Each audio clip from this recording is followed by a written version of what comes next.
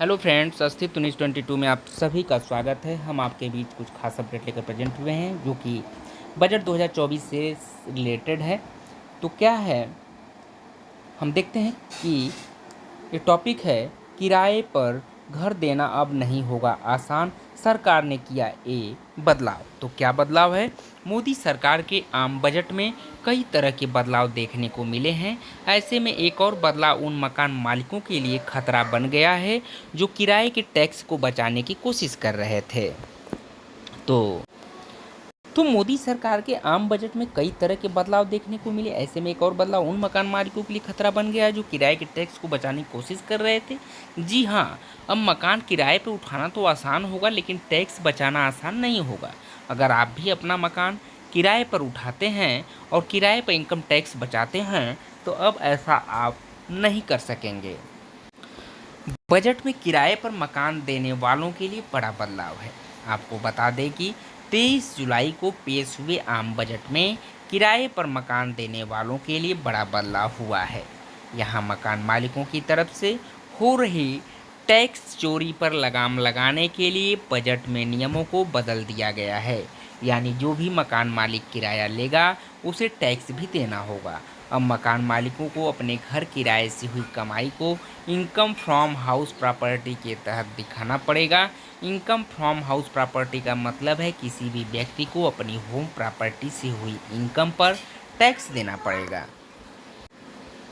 किराए से मिली इनकम पर टैक्स लगेगा। यानी साधारण भाषा में कहें तो किराए से मिली इनकम पर टैक्स लगेगा। केंद्र बजट 2024 के यानी केंद्रीय बजट 2024 के मुताबिक बजट में मकान मालिकों के लिए नया लाया गया नियम 1 अप्रैल 2025 से लागू होगा। बजट में कहा गया संशोधन 1 अप्रैल 2025 से प्रभावी होगा और मूल्यांकन वर्ष 2025-26 और उसके बाद के मूल्यांकन वर्षों के संबंध में लागू होगा। इनकम फ्रॉम हाउस प्रॉपर्टी के तहत मकान मालिकों के पास कुछ तरह की टैक्स छूट होगी। वे संपत्ति के नेट वैल्यू पर 30% टैक्स बचा सकेंगे। ये टैक्स डिडक्शन के तहत आती है। स्टैंडर्ड डिडक्शन का साधारण भाषा में मतलब होता है कि सरकार आपको कई तरह के ऐसे खर्चों पर छूट देती है जो आम तौर पर रोजाना होते रहते हैं। तो जानिए कैसे नहीं लगेगा टैक्स। यानी इसके लिए सरकार कोई प्रूफ नहीं मांगती। इसके अलावा मकान मालिकों के पास दूसरा बड़ा टैक्स बचाने का जो ऑप्शन होगा वो है लोन पर लगने वाला ब्याज। अगर आपने लोन लेकर प्रॉपर्टी खरीदी है या घर बनवा रहे हैं तो उसे चुकाने के लिए जो ब्याज देंगे उस पर टैक्स नहीं लगेगा। अब इससे क्या होगा, ज़रा इससे भी समझ लेते हैं। अभी तक जो भी मकान मालिक रेंटल इनकम को बिजनेस या प्रोफेशनल के तौर पर दिखाते थे वो किसी तरह के खर्च दिखाकर टैक्स छूट हासिल कर लेते थे, जिससे उनकी टैक्सेबल इनकम घट जाती थी। जैसे मेंटेनेंस कॉस्ट, रिपेयर का काम, मकान झुकी एक डिप्रेशन एसेट है, उसका भी फ़ायदा डिडक्शन क्लेम करके उठा लेते थे, जो कि एक तरह से गलत तरीका से ली गई डिडक्शन है।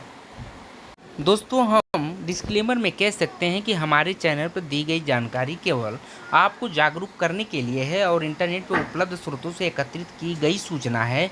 हम किसी भी राय या दावे का समर्थन नहीं कर सकते। जानकारी की सटीकता के लिए और विश्वसनीयता के लिए आप स्वतंत्र रूप से सत्यापन करें, उसके बाद इसको अमल में लें।